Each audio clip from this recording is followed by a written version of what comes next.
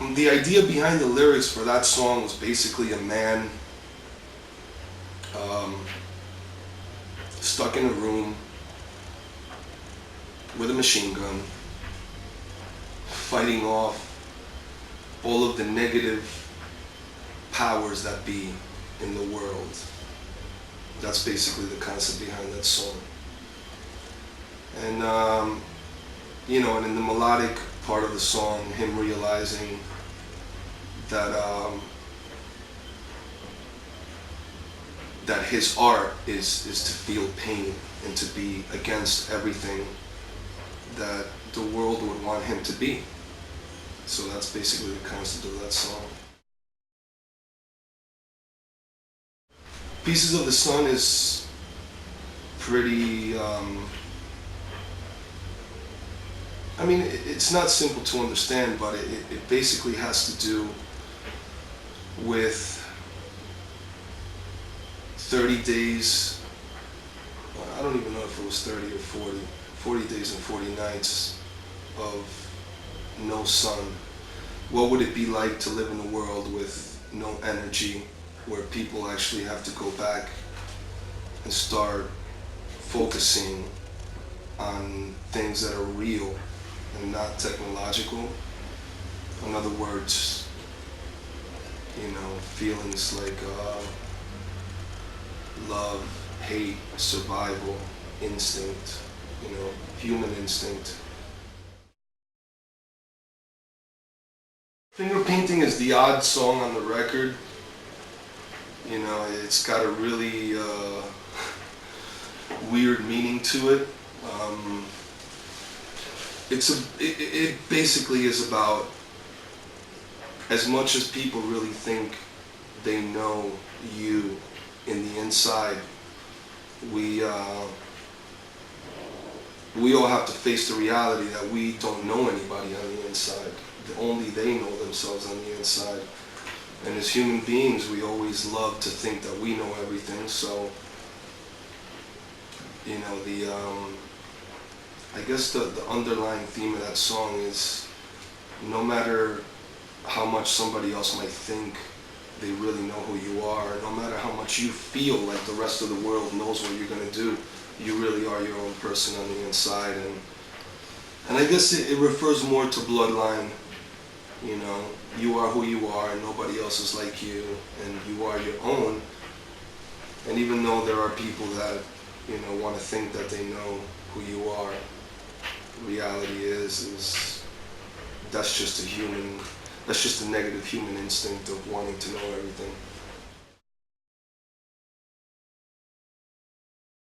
Much Against Me is more like the obscure anti-love song, but yet it's very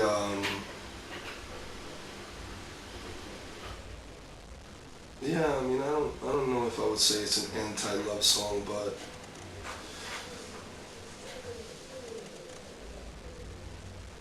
I don't know. I really wouldn't even know. It is kind of vague for me, I guess. Probably somebody reading the lyrics to that song might get a better understanding of what it might mean for them than I do. When I wrote the lyrics to that song, I was in a really weird, mind frame. So I would leave that one open-ended probably.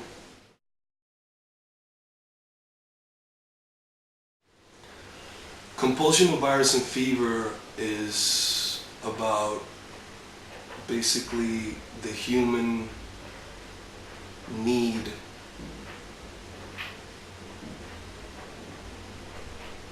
for wanting to control things that cannot be controlled, such as health and peace, anger, disease, things like that. Things that are actually more powerful than the human being, but we have this compulsion to want to control things that are out of our control. And that's why Compulsion, Virus, and Fever, because it's things that are not as smart as a human being, things that are not as evolved as a human being, but things that are more powerful than us, things that can cause the end of human civilization no matter what we do about it. Formal obsession is about basically trying to understand the deeper subconscious psychology of the human mind. As much as rain, fire, water, the stars, the sun are elemental, the human psychology is also elemental. A lot of people don't know it, but it really is. Human psychology, especially the more that we evolve, becomes a part of the elements because we do have an effect on this world. And formal obsession just kind of like describes this suit and tie person that's got an obsession with the human psychology, and basically trying to also control human psychology through different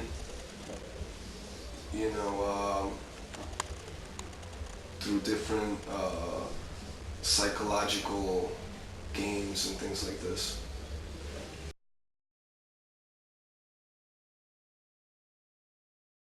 Hot Summer's Tragedy is basically a song that is very climate driven. I wanted to try to put a song lyrically together that was basically about disconnecting yourself from everything that you've been taught your entire life and reconnecting yourself with the things that actually put us here. Heat, cold, love, hate. It's a very bipolar song, but it is about reconnecting with the forces of, whether it's forces of universe or the forces of your mind or the forces of your heart. But it's about reconnecting with things that are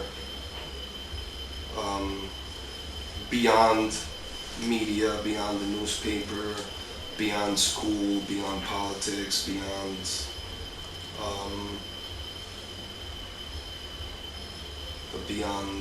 governmental control. It's about trying to reconnect with things that are much more important than everything else. Me Gusta la Soledad is about becoming one with your solitude. Basically that song, the title of the song says it all. It's about being able to accept solitude and understand that, we can't always search for attention as human beings. Sometimes some of the most important ideas and the most interesting minds have learned to accept their solitude and been able to be happy with themselves first, and then later trying to make things that surround their life more positive. But it really is about looking inside, and accepting yourself for who you are, and accepting being an individual.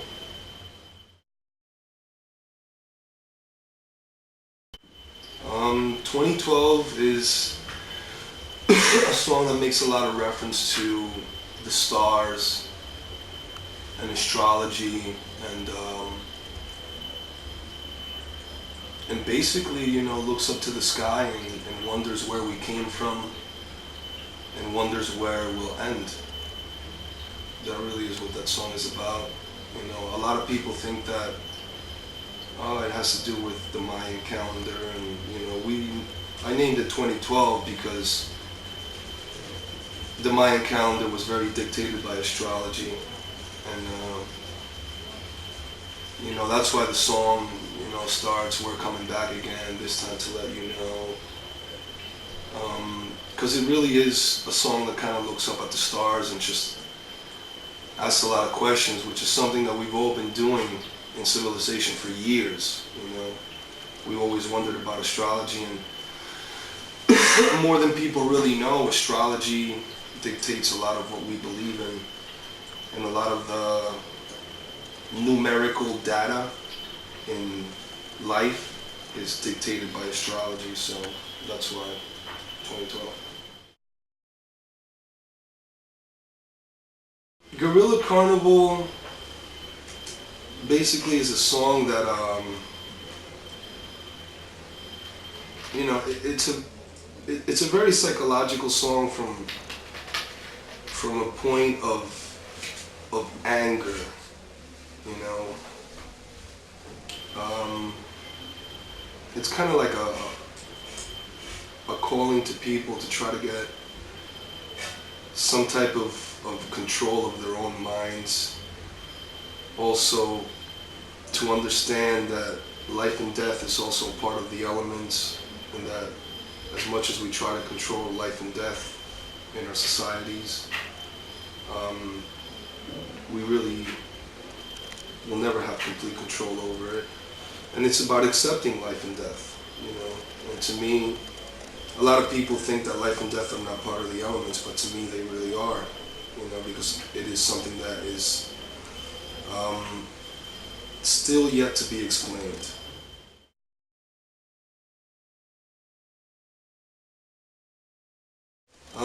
Estoy Perdido is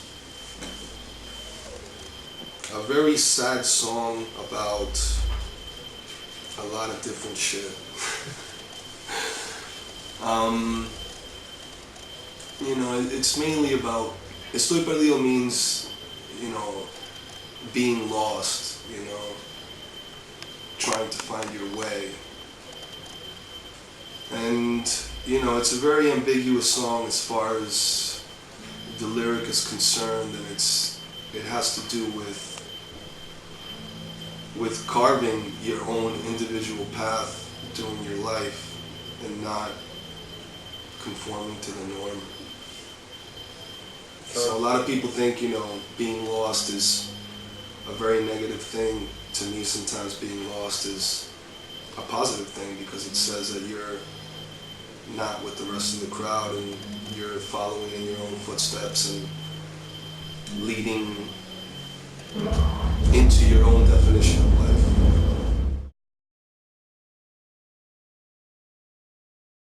Kellogg's Bombs and Cracker Jacks is exactly what it is. It's, you know, if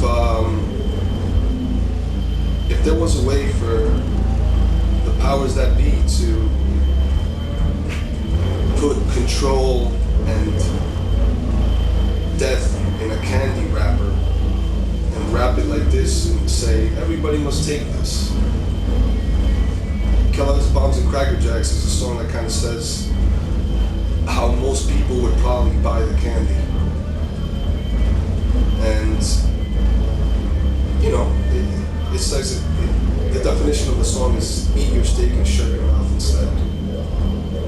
Basically, that's the path that is carved for us, but, you know, it's a very anti-control song. It's about elevating the mind and elevating the element of the mind.